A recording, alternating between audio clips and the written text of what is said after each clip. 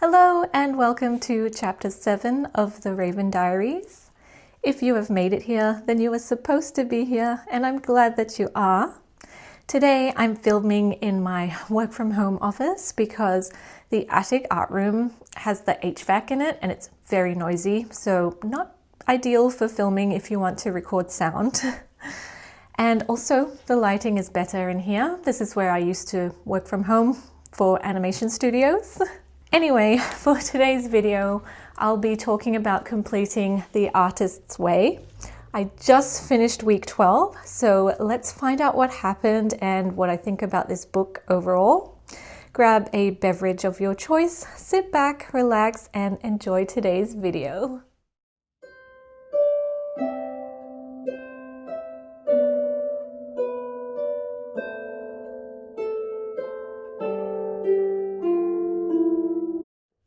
So I have everything written down in this little notebook. Let's begin. First of all, the morning pages, which are 3 pages of stream of consciousness that you do every morning.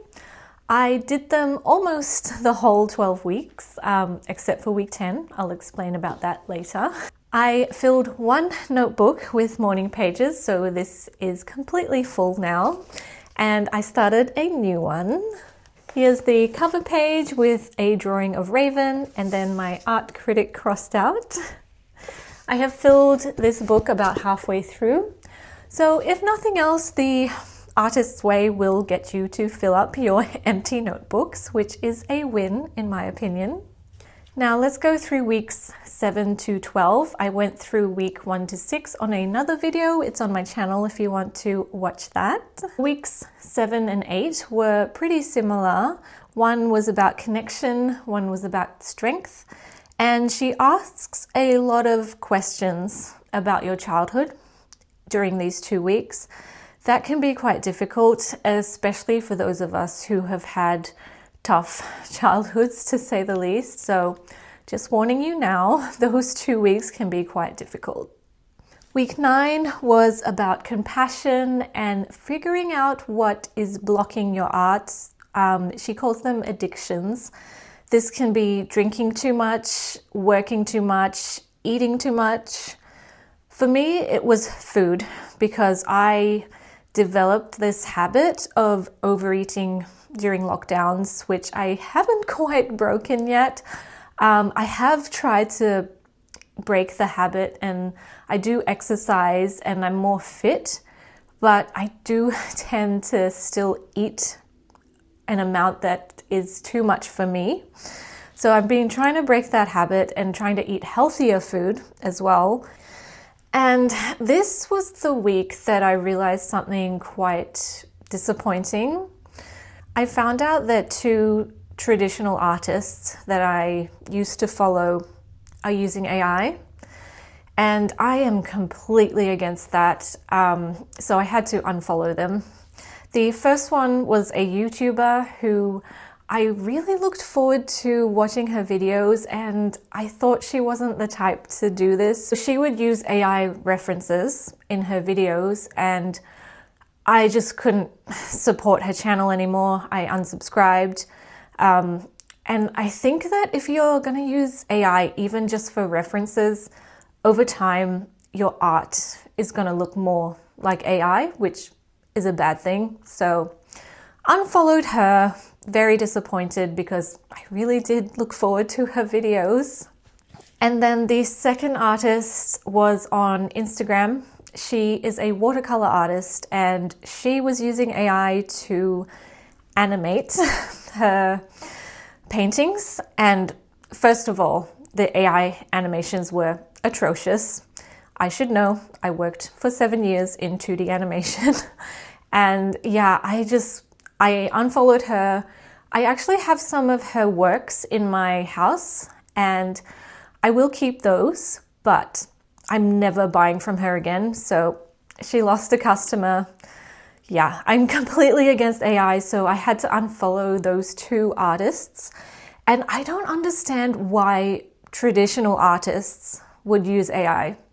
Like, is it because they're already popular and they just don't care that AI is stealing from lesser known artists? I don't get other AI tech bros paying them off. Anyway, I unfollowed those two artists even though I liked their work. I just can't support them anymore, so completely against AI. Very disappointing week that week. That was week 9.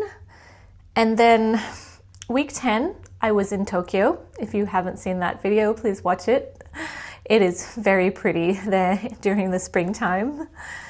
Anyway, week 10, I was traveling, so I didn't have time to do everything. I think I did my morning pages twice during that whole week.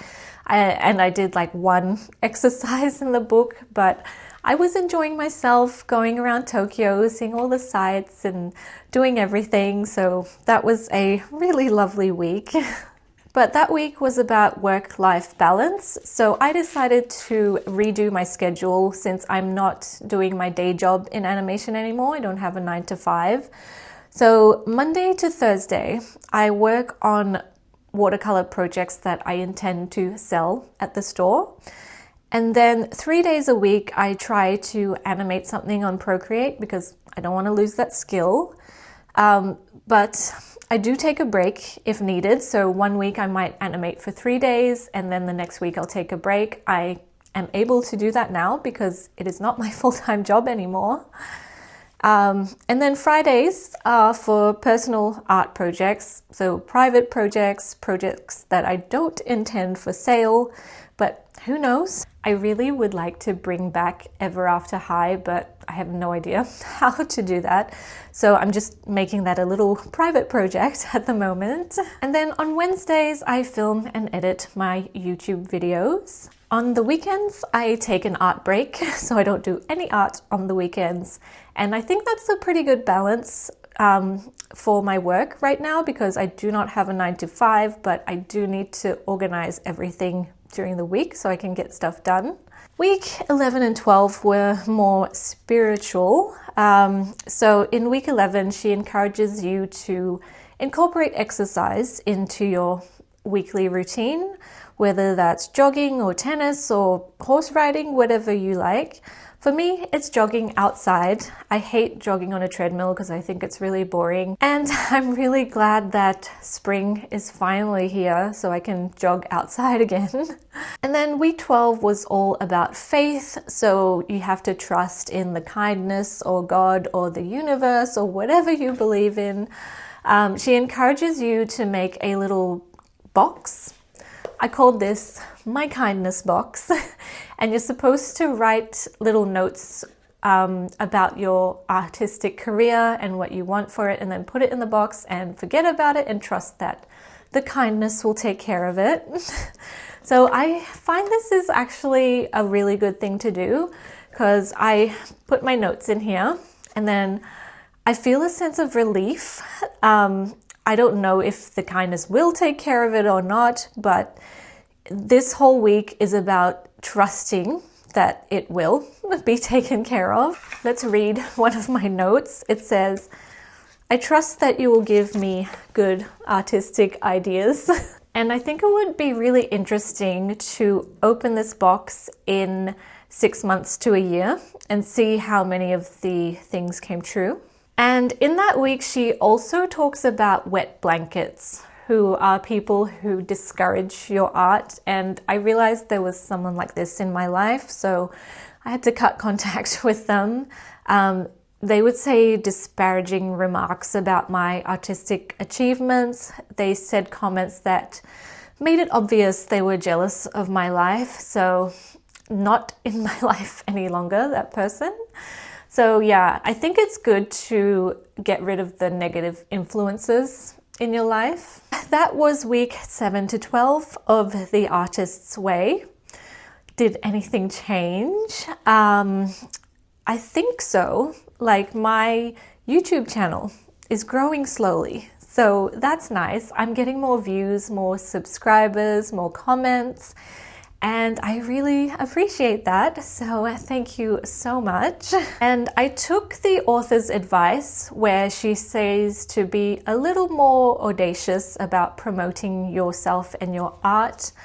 I posted this channel on LinkedIn, because I think LinkedIn is just another social media site now and not really for finding jobs. But anyway, I posted on there because if you don't know, the dog I had before, Shadow Danny, who passed away in 2018, he had a YouTube channel about 10 to 15 years ago that was quite popular.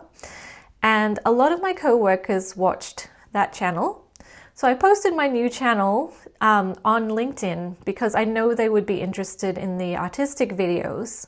And some of them came over to my new channel. So thank you for that. I think you should promote yourself a little bit more, but don't go too far, because I don't want to be one of those people that just spams everyone with my videos. That is just annoying.